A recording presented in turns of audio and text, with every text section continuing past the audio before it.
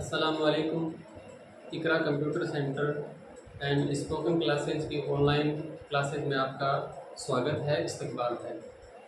देखो, आपके नज़दीकी गांव बेसवा में, या यूँ कहें कि आपके गांव बेसवा में हमने शुरू किया है Iqra computer and spoken classes, जिसमें आपको कंप्यूटर कोर्स में RKCL, RSCIT, Excel, MS Word और टेली वगैरह के कोर्सेज अवेलेबल करवाए जाते हैं। इसके साथ ही स्पोकन क्लासेज मॉर्निंग और इवनिंग का बैच चलता है, जिसमें आपको स्पोकन क्लासेज अवेलेबल की जा रही हैं। इसके साथ ही कक्षा 1 से 10 तक के जो ट्यूशन है स्कूल के, वो भी आपको सब्जेक्ट वाइज या ऑल सब्जेक्ट जिस तरीके से आप लेने के लिए क्लासेज इच्छुक हैं उस तरीके से आप क्लास ले सकते हैं। तो जो लोग हमारे इस वीडियो को देख रहे हैं वो सबसे पहले हमारे वीडियो को लाइक करें, सब्सक्राइब करें चैनल को और बेल आइकन को दबाना न भूलें, ताकि जब भी हम नया वीडियो डालें तो आपको क्या है उसका नोटिफिकेशन मिल जाए। हम आज बात करते हैं इकरा कंप्यूटर क्लासेज में सबसे पहले जो ऑनलाइन क्लासेज अपनी होने वाली है वो है उर्दू ज़ुबान में। तो किस तरीके से हम उर्दू ज़ुबान को सीख सकते हैं। तो जो भाई बहन दोस्त या बहनें ऐसी हैं जो क्या है उर्दू को सीख नहीं पा रही हैं अच्छी तरीके से, तो वो हमारी क्लास वाइज डेली जब भी ऑनलाइन क्लासेस हम डालें तो उनको क्लासों को पूरा देखें और उसके साथ क्या है अपनी उर्दू ज़ुबान को क्या है प्रिपेयर करें। तो सबसे पहले हम बात करते हैं जो हमने बोर्ड पर लिखा है अलिफ बे पे ते टे से हिंद, जो अलिफ से लेकर या तक प्रॉपर तरीके से लिखा है। तो आपको पता होगा कि इंग्लिश में अल्फ़ाबेट बोलते हैं, अलिफ ABCDEFGHIJ के अलावा इनको हम क्या बोलते हैं अल्फ़ाबेट। इसी तरीके से जो हिंदी लैंग्वेज है, हिंदी ज़ुबान है, उसमें आता है कै ख ग घ है, उनको बोलते हैं हम वर्णमाला। जो इंग्लिश में है उनको क्या बोलेंगे अल्फ़ाबेट, क्या बोलेंगे अल्फ़ाबेट। और जो हिंदी में है उनको क्या बोलेंगे वर्णमाला, क्या बोलेंगे वर्णमाला। यहाँ पर जो लिखे हुए हैं अलिफ से लेकर या तक, इनको क्या कहते हैं इस चीज का आपको पता है। इनको बोलते हैं हरूफे तहज्जी। क्या बोलते हैं हरूफे, क्या बोलते हैं हरूफे तहज्जी। हमें पता रहता है कि किस चीज को क्या बोलते हैं, लेकिन अक्सर हम उन चीजों को क्या कर देते हैं टोटली इग्नोर कर देते हैं जो हमारे लिए क्या होती है एकदम ईजी होती है। अब हम बात करते हैं किसी भी जुबान को सीखने की। तो जुबान को जो सीखना है वो क्या है बहुत ज़्यादा आसान है।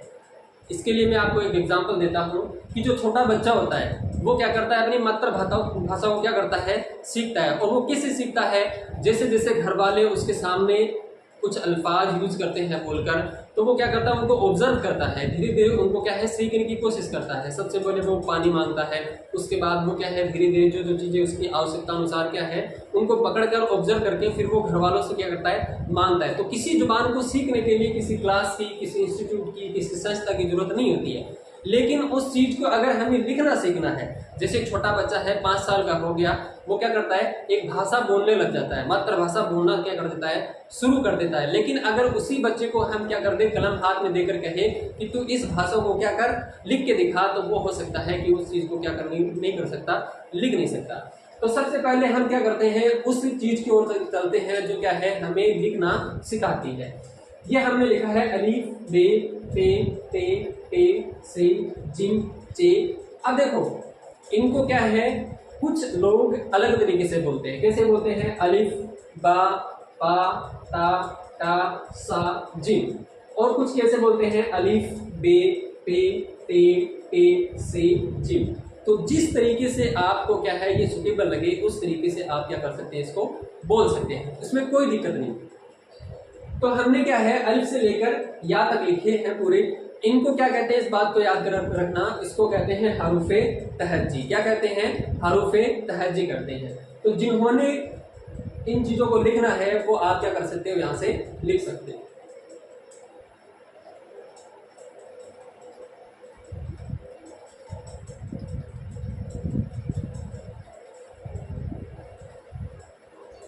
अच्छा देखिए इनकी टोटल संख्या कितनी है 37 कितनी है 37। अब यहाँ पर कुछ चीजें ऐसी हैं जो हमने लिखी नहीं है, जैसे हा दो चश्मे, क्या है हा दो चश्मे, ये क्यों नहीं लिखा गया? क्योंकि कुछ उर्दू जुबान के माहिरीन ऐसे हैं जो अमजा और हा दो चश्मे को क्या नहीं करते हैं, इस टोटलिंग संख्या में शामिल नहीं करते। उनका कहना है कि ये क्या है, उर्दू लैंग्वेज जो है, जो इसका बेस है उर्दू का, इसको क्या है, इन चीज़ों को इसमें शामिल नहीं करेंगे। तो हम अगर इन दोनों को छोड़ दें तो क्या हो जाएगा, ये 36 यानी 36 हो जाएगा। क्या हो जाएगा, 36। लेकिन हमजा जो है वो इसमें क्या किया गया है, काउंट किया गया है। एक चीज मैं आपको और बताता चलूं, यहाँ पर जितने भी हरूफ आपको दिख रहे हैं अलिफ से लेकर या तक, ये सिर्फ उर्दू जबान के नहीं है। किसके नहीं है, उर्दू जुबान के लिए। कुछ का मानना ये है कि ये किस जुबान से लिए गए हैं, अरबी जुबान से लिए गए हैं। किस जुबान से, अरबी जुबान से। लेकिन याद रखना, गाफ अरबी जुबान में नहीं आता है, पा अरबी जुबान में नहीं आता है, टा अरबी जुबान में नहीं आता है। उसके बाद चा की बात करें, दाल की बात करें, अरे है, झे है, ठीक है। इसके अलावा तो 1 2 3 4 5 6 7 8 9, ये 9 हरूफ ऐसे हैं जो अरबी जुबान में नहीं आते। तो जिनका मानना ये है कि ये टोटली क्या है, अरबी जुबान से लिए गए हैं, तो वो क्या है, गलत है आपका मानना। तो मैं आपको बताता हूं कि ये किन किन जुबानों से लिए गए। कहते हैं उन जुबानों की जिनसे ये मिलकर बने हैं, अरबी, फारसी और हिंदी। कौन कौन सी जुबानों से मिलकर बने हैं, अरबी, फारसी और हिंदी। अरबी के जो हरूफ है वो कौन कौन से हैं, एक तो सा है, एक हा है, एक जाल है, उसके बाद एक स्वाद है, एक द्वाल है, एक तोय है, एक जोय है, एक गैन है और एक काफ है। यानी उर्दू में ये वो हरूफ है जो किस जुबान से लिए गए हैं, अरबी जुबान से लिए गए हैं। इसके बाद हम बात करते हैं फारसी की। तो फारसी में कौन कौन से हैं, पहला जो है वो है पा, इसके बाद है चा, इसके बाद है झा और इसके बाद है गा। यानी ये 4 वो हरूफ है जो किस जुबान से लिए गए हैं, फारसी जुबान से लिए गए हैं। इसके बाद हम बात करें हिंदी की, तो हिंदी से लिया गया है एक तो टे, एक दाल, एक अड़े। यानी ये 3 हरूफ किस जुबान से लिए गए हैं, हिंदी जुबान से। और ये 4 हरूफ देखो, पा है, चा है, झा है और गाफ है, ये 4 किससे लिए गए हैं, फारसी जुबान से। और ये 9, 1 2 3 4 5 6 7 8 9, ये किस जुबान से लिए गए हैं, अरबी जुबान से लिए गए हैं। देखो जो अलिफ से लेकर या तक हमने हरूफ तहजी लिखा था, उनमें 9 हरूफ ऐसे थे जो क्या है, अलिफ बे के अलावा थे। उनमें से आप ये देख सकते हैं कि यहाँ जो हमने अरबी की जुबान से जो लिए हैं वो कितने हैं, वो भी 9 हैं। अब फारसी के 4 हो गए और हिंदी के 3 हरूफ ऐसे हैं जो क्या है, अलग से लिए गए हैं।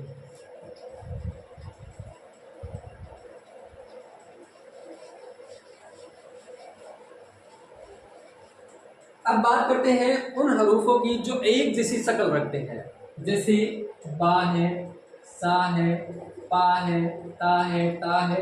इनकी शक्ल क्या है, एक जैसी है। जैसे जिम है, आ, खा, चा, जो भी है, तो इनकी शक्ल क्या है, एक जैसी है। अब जो एक जैसी शक्ल वाले हैं उनको क्या कहते हैं, उनको कहते हैं हमसूद। क्या कहते हैं, हम सूद का मतलब क्या होता है, सूरत। क्या होता है, सूरत या शक्ल।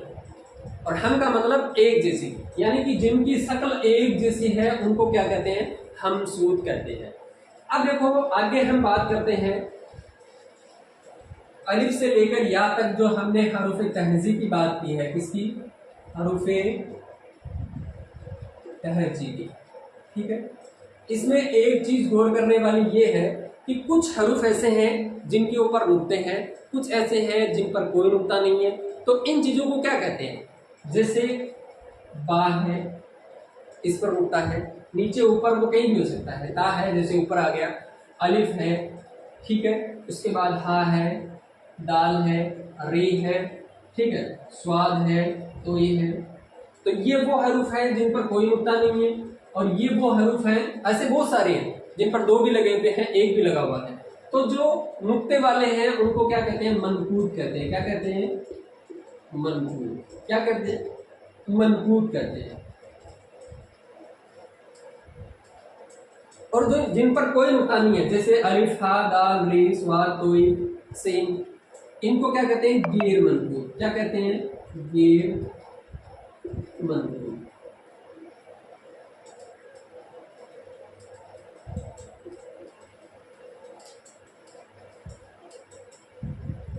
अब इसके अलावा बहुत सा पोर्शन ऐसा है जो बाकी है, जैसे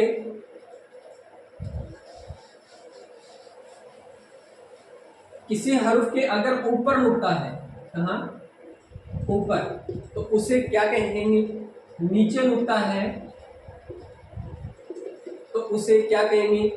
एक नुक्ता है तो उसे क्या कहेंगे? अगर 2 नुक्ते हैं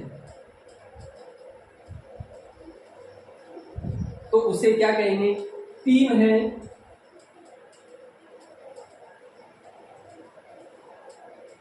तो उसे क्या कहेंगे? तो ये जो नुक्ते वाले क्लासेज है वो हम अगली क्लास में पढ़ेंगे। जैसे ऊपर नुक्ता है तो उसे क्या कहेंगे? नीचे है तो उसे क्या बोलेंगे?